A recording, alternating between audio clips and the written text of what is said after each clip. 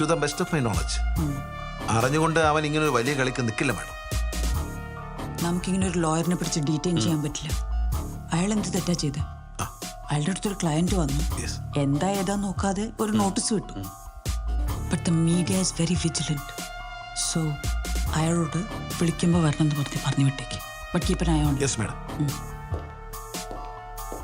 ബാലകൃഷ്ണൻ ഇപ്പൊ പൊയ്ക്കോളൂ. എപ്പോ വിളിച്ചാലും വരേണ്ടി വരും. Thank you sir. ബാലകൃഷ്ണൻ, മീഡിയയുടെ മുമ്പിൽ പോയി വിൽക്കാൻ നിൽക്കണ്ട. You get me?